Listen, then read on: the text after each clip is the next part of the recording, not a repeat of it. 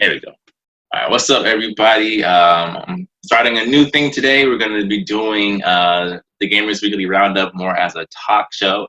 So today I am joined by one of my nearest and dearest friends, Tim. Tim, you want to introduce yourself to the people?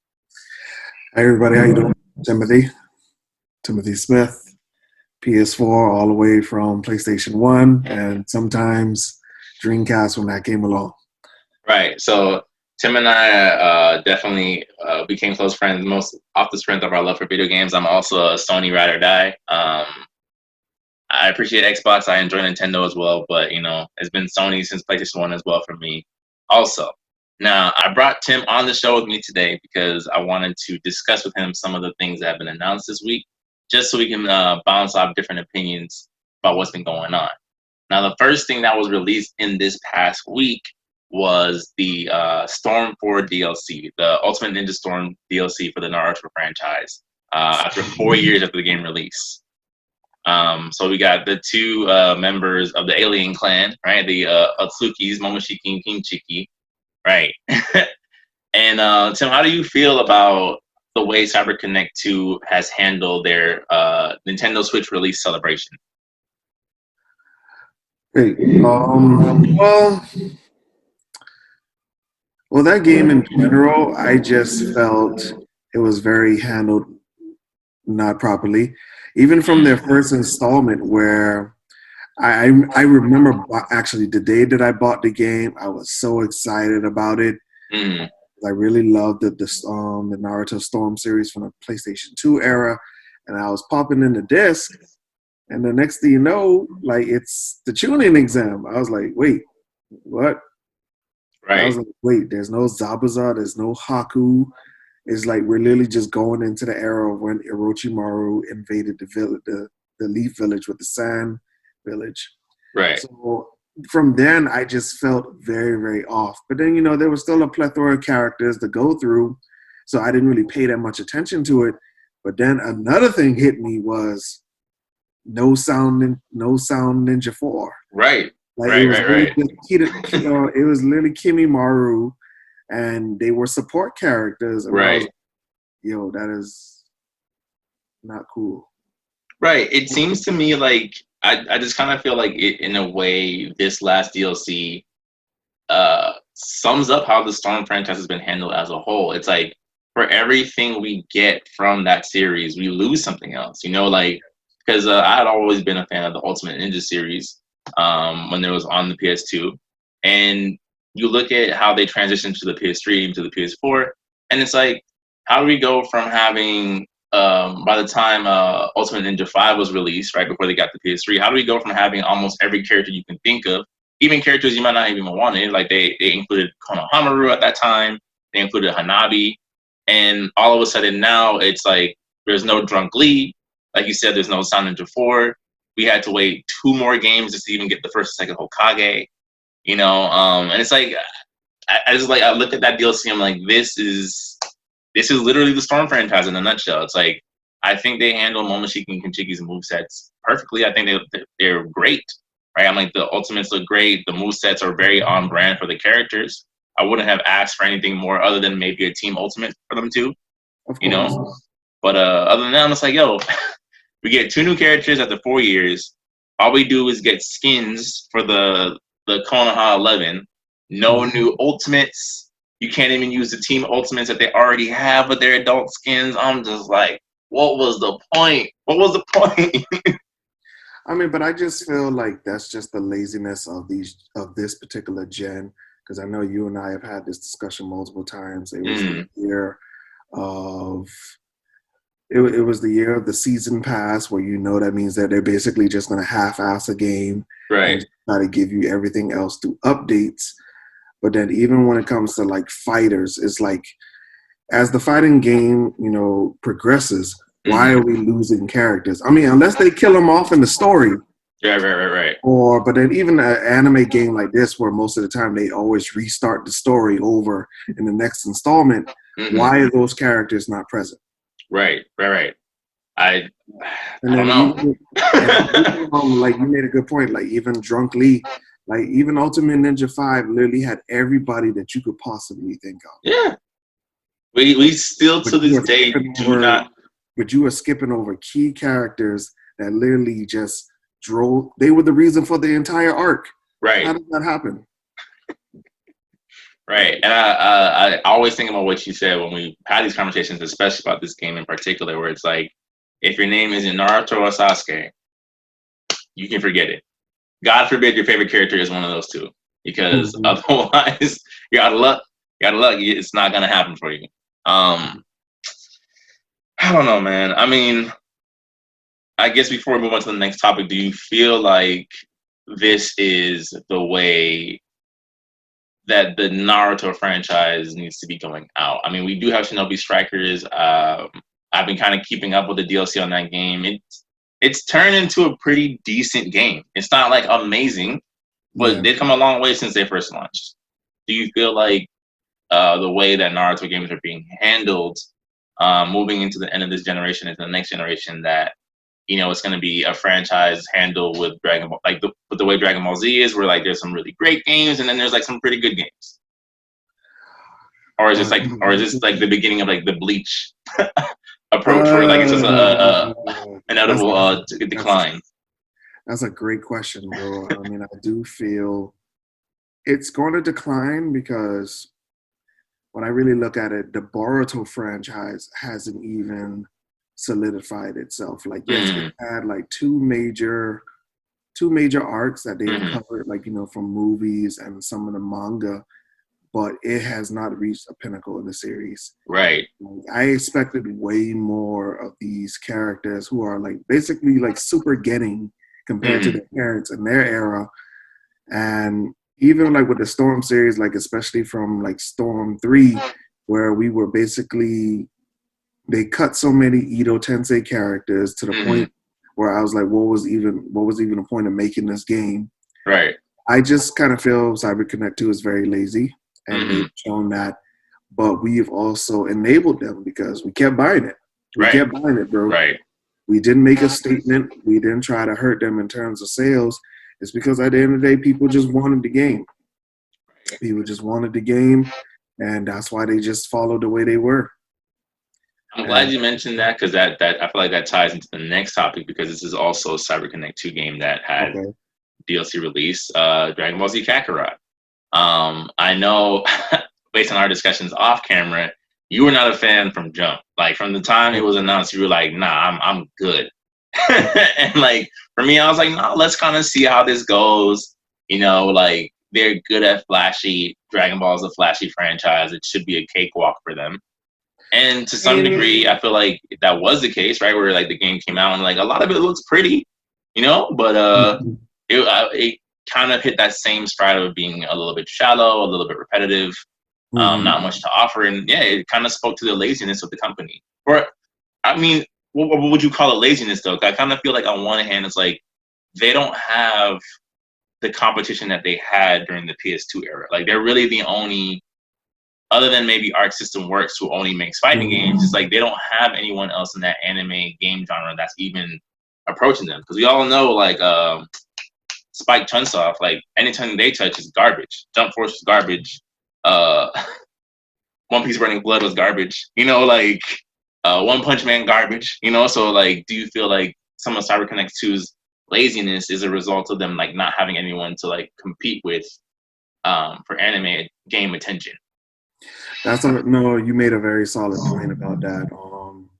Yeah, it really makes a lot of sense. They don't really view Axis like as that rival in terms of anime games, but I do feel if there ever comes an era where you do feel that, where like the Naruto Fighter series becomes like a very tournament style type gameplay, I Mm, do feel they will start to up their efforts in terms of characters, move sets, and even when it comes to like even the Mortal Kombat series, like because they've really tackled in terms of story. right. Like a lot of developers are trying to really up their story game now ever since because of that series. And I do feel that's the push that people need. Hmm. Because when you really look at it, bro, like so I remember somebody asked me, what is the story of Tekken? I couldn't even tell the person because I literally played almost every last single Tekken, and it's like Mm, all I really just know it's father versus son. right, sons, I guess, depending Yes, on. the iteration you're playing. Yeah, from generation to generation, father versus son. That's really Yeah, all that I know. and the And sons can turn into even the with this devil latest or Street whatever. Fighter, and the way how Capcom always puts their games together, it's kind of like, well, I just know Street Fighter 5 was after 4, but it's before Street Fighter 3. Right, which is that's another topic. Capcom, the way Capcom handles their things is its own separate recording, honestly. Mm-hmm. But like, do you feel like to just to get back to the Kakarot DLC, do you feel like how CyberConnect 2 tackled the Dragon Ball franchise works? Like, is this DLC that in 2020, with Battle of the Gods content, from a movie that came out 2013, 2012, do Yes. you feel like this is the approach to like just seeing that footage and seeing that gameplay make you feel like, all right, they're handling this series with care? I would want to see a Kakarot 2.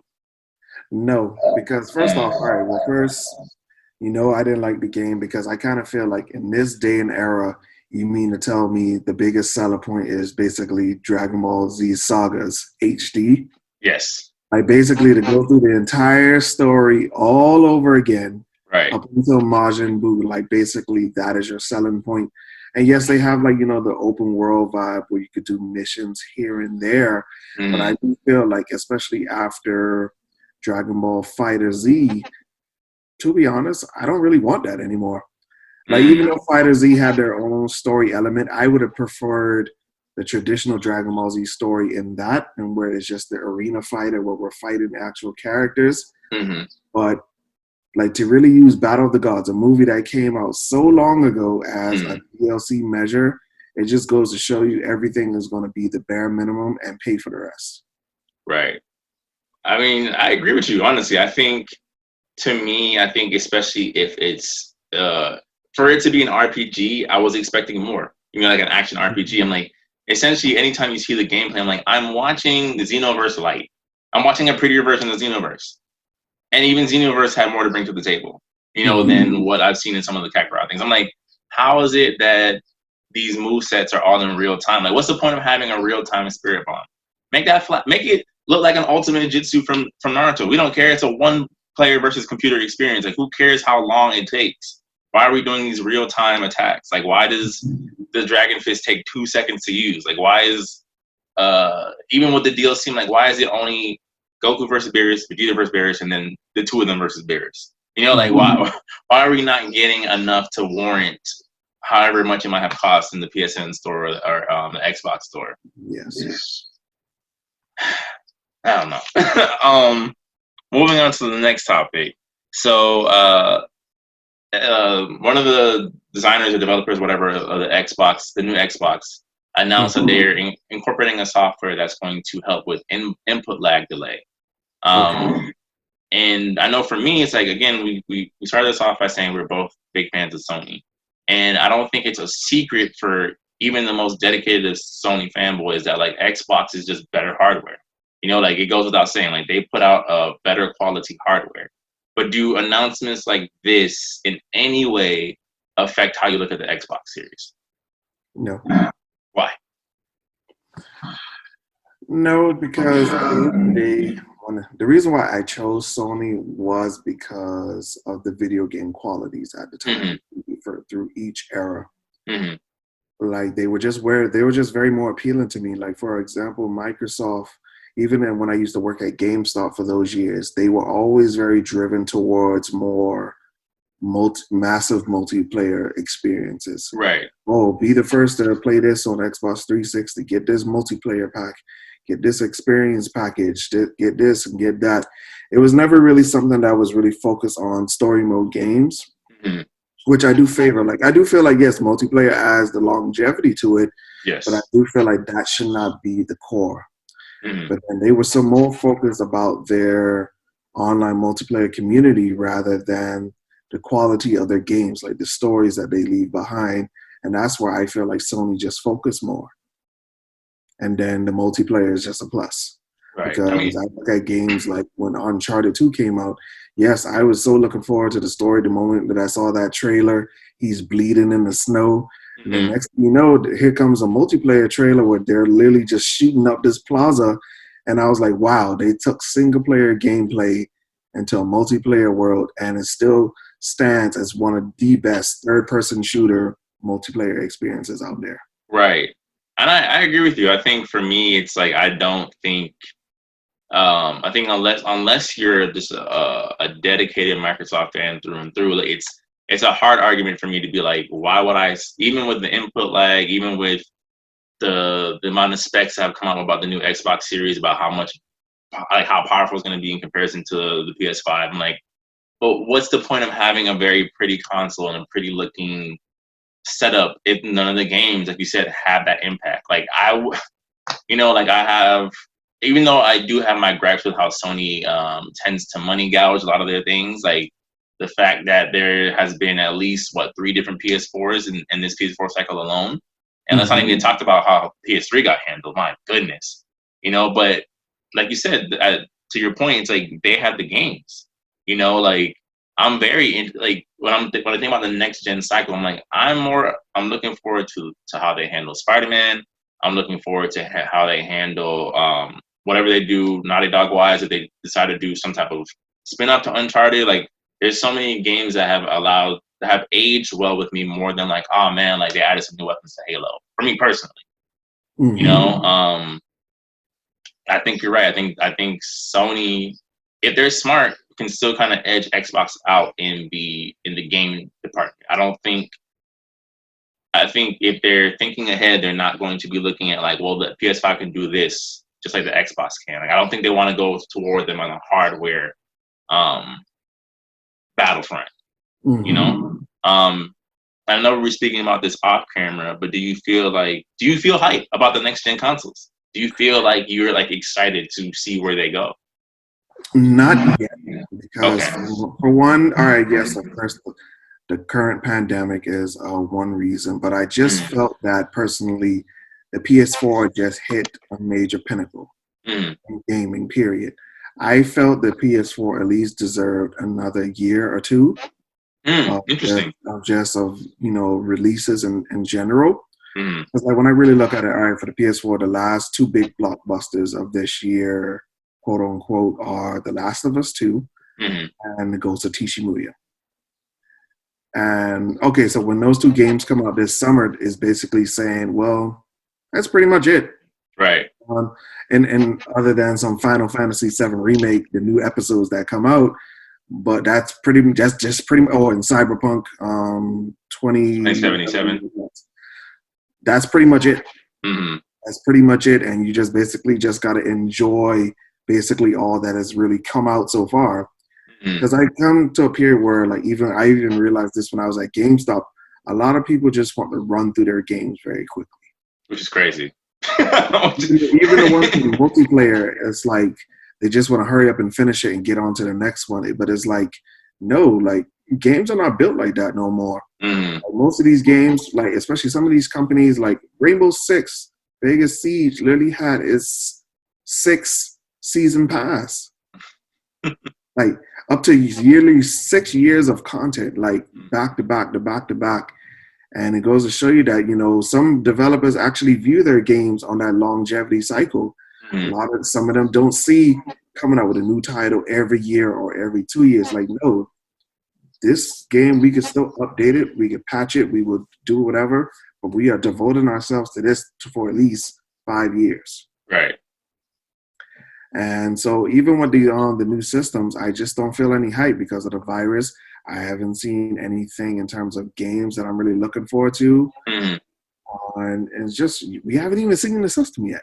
Right. And even all the big gaming shows have been canceled. EVO, E3. I mean, they said they're going to try to do something virtually, but like that's basically 2 months away and we still don't know nothing. Right. So it's like there's literally no hype for me. So it's like I'm waiting for these last couple of games to come out, and I'm just gonna ride them out until something comes. I think for me, the issue I have is, so I'm kind of, and this is weird for me to say because I'm in the same boat as you were. I'm like, I like to have an extremely long life cycle for the systems that I own. But I also kind of feel like, especially looking to how the PS5 is supposed to compare to the PS4 and things like that, it's like I realized that like the PS4 kind of came out already outdated, you know, and I think Mhm. in a lot of ways, especially now, you're starting to see why some of these games are like, even though again, like I'm not a big fan of these, like let's release a new console of the same generation, but I'm like I can see now why a PS4 Pro was released. Playing some of these games on my base PS4 because you can see like, oh yeah, they did not think they weren't like Sony in particular was not thinking about 4, 5, 6 years down the road when it came to hardware specs. So Yeah. on that front, like I'm kind of interested in the next gen only because like I feel like they're thinking more long term now.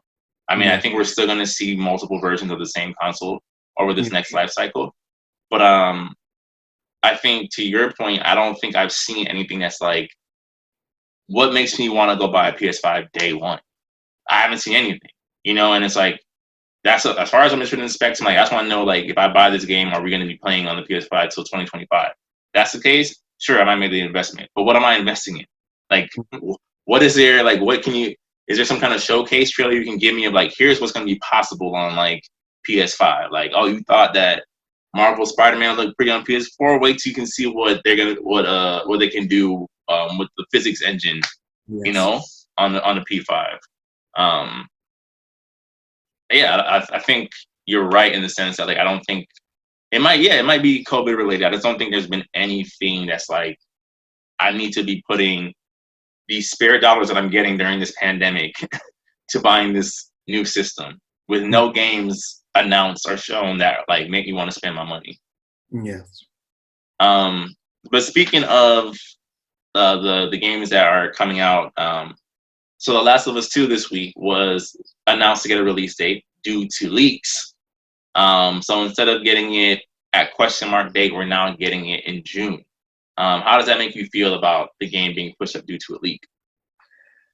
That was very rough. Mm, That was very, very rough. Because, you know, as a creative myself, it's just like you like to follow your own timeline for things. mm, And, you know, due to the situation of just somebody releasing information that is very detrimental, mm, it put Sony and the company in a very hard place because I know they probably, especially as I know Naughty Dog, they're the type of people that they will hold things back for a reason. yeah, They will hold it back just to give you a more refined experience. Because I remember they were mentioning things about the multiplayer component that wasn't going to be with the main game.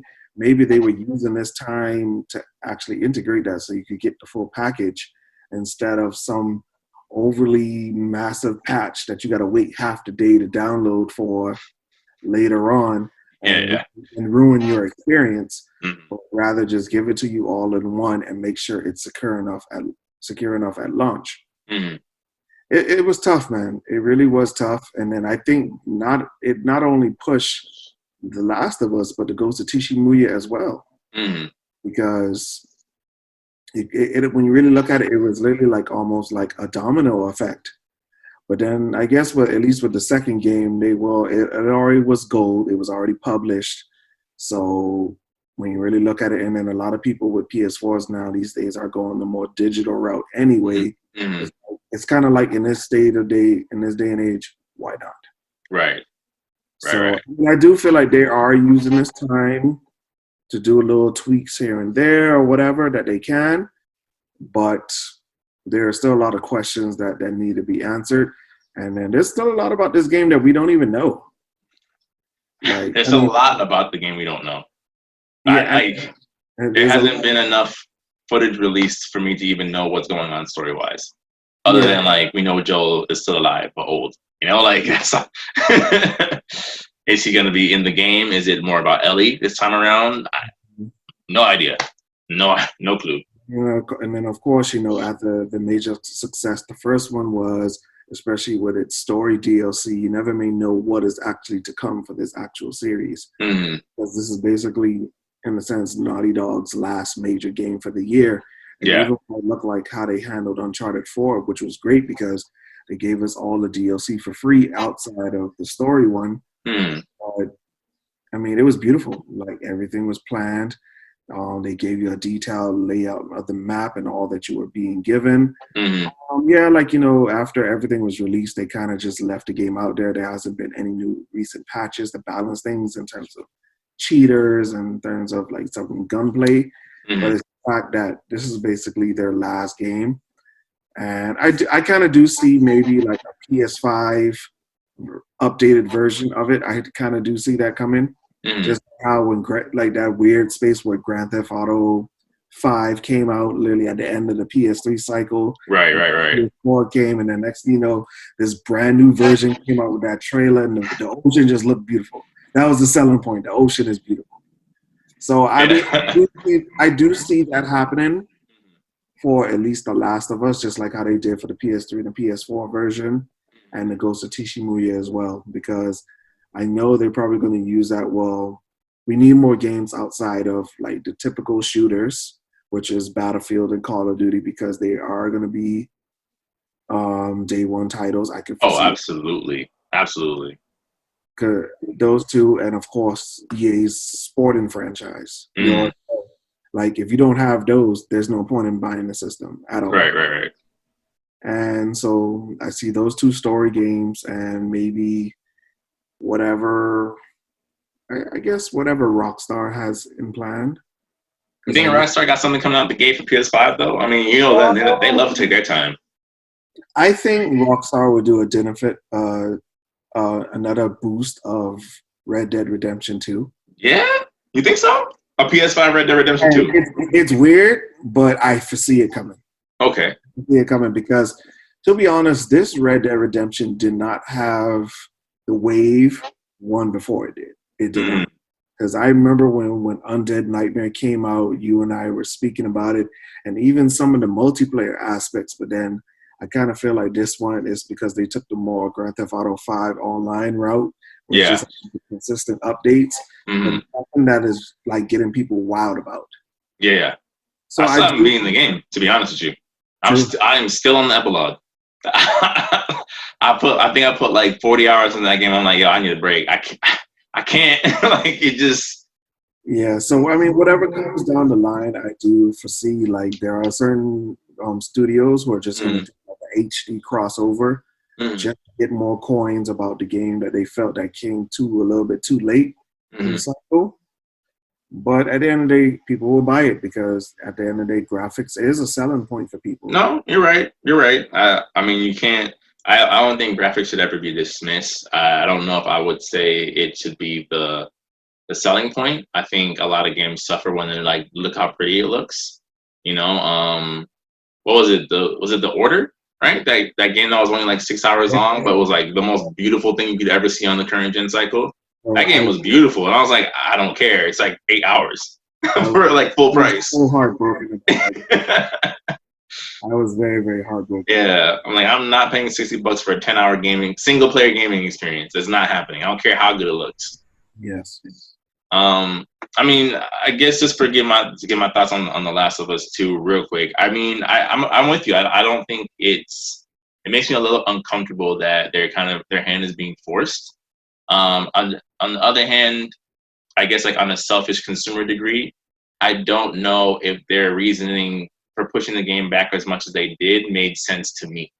Like when they're like, due to COVID, we're just trying to figure out how to get the game into people's hands. I'm like, what do you mean? Like Final Fantasy VII just dropped the week before you made this announcement and sold over 3 million copies. People obviously are going to get the game if they're going to get the game. Like if they can afford it, or if they can swing it some way, or if they can swipe that credit card, they will obviously get the game. Mm-hmm. So on that end, I'm like, it sucks, and I don't want this to be the new trend where like a game's plot gets leaked and now it has to be, immediately released. But at the same time, like I for one wasn't sure we were going to get Last of Us 2 this year, just based on how they were handling the press releases of delays.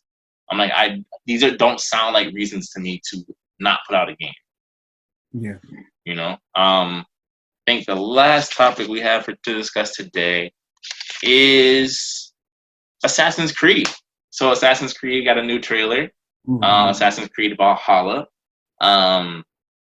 For me personally, I have never, ever, ever, ever don't. It doesn't matter what kind of game it is. If you show me an announcement trailer with no gameplay, I don't care. Off rip. And it's even harder because I feel like Ubisoft has been treating Assassin's Creed like Call of Duty for so many years So I'm like, if this was your way to reel me back in as someone who adored the Ezio trilogy era of Assassin's Creed, I still don't care. And I know the Viking aspect is being brought in because Black Flag was so successful, with their open world approach to the boats, but I still don't care. I'm like, what about Vikings with the Assassin's Blade is supposed to get me back into the franchise? What do you think? To be honest, I do feel the Assassin's Creed series is starting to become it's treated like Call of Duty.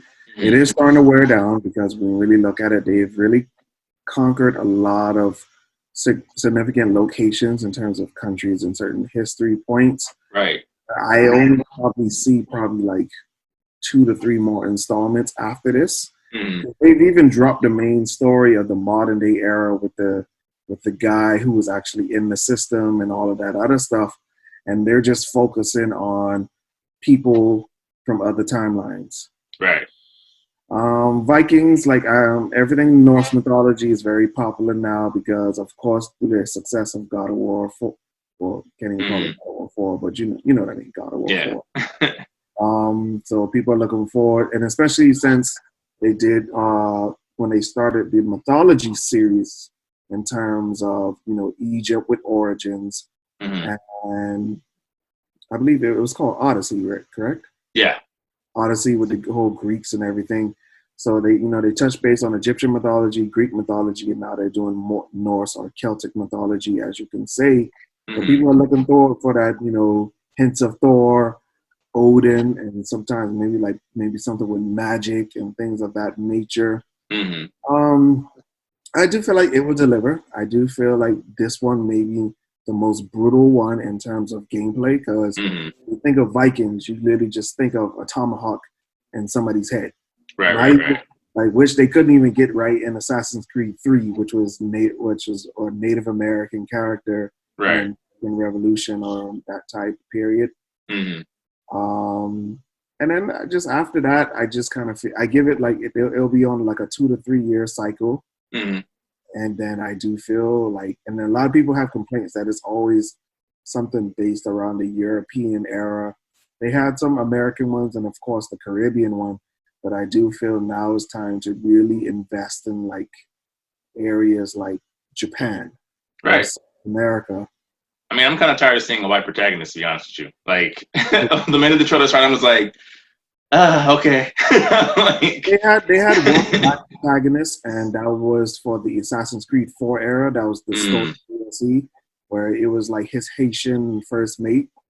And then they had some side story ones where they did China, they did India, and they did Russia, but then those never got the mainstream level of console love. Right, of marketing. Because until you mentioned that just now, I would have never known. I'm it's not a knock, right? It's not to say oh no, somebody white can't play, but it's at some point it's all right, we've done how many of these games now?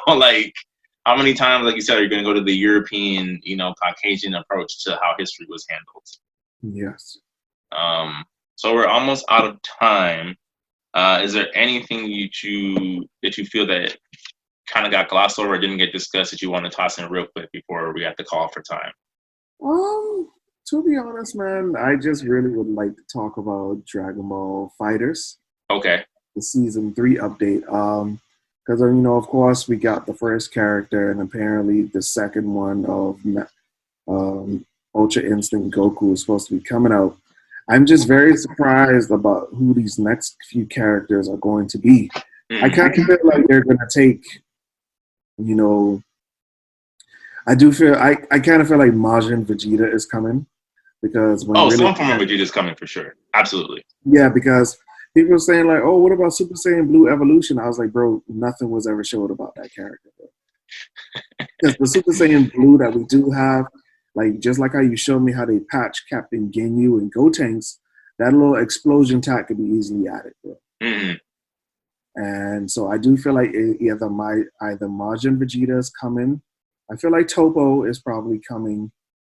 And to be honest, maybe one more movie character from the old Dragon Ball Z series. I'm not too sure. I kind of do feel like they're trying to play this one safe. It's kind of like just to like get a couple of dollars in before the next installment, because I do feel the next installment will have a much wider range of characters that we were looking for. Mm. Even the ones where like certain characters were like sub characters and certain people's moves, like Chaozu for Tien, the Cybermen for Nappa, and then of course like the entirety of the Ginyu Force of Captain Ginyu. I felt that was handled very well. Mm. Because I do feel like those characters don't really have any defining moves. Well, actually, outside the Ginyu Force, because all they did was moves. Right. I just felt that was the perfect way to mesh everything together. But I am really looking forward to this next installment, and I'm just very curious about how they're going to handle season 3. I think we should do because we're so short on time, I think we should just do a quick follow-up sub-segment on each of our predictions, and I'll just upload it as a separate, I guess like part 2, just so we can have, just like, we're not as constricted because we literally have, I think, like 3 more minutes. No problem. So thank you guys for joining this part 1 of the show. We're going to immediately do a part 2 that'll be coming right after this with Tim and I season 3 for Fighters predictions. So make sure you guys stay tuned.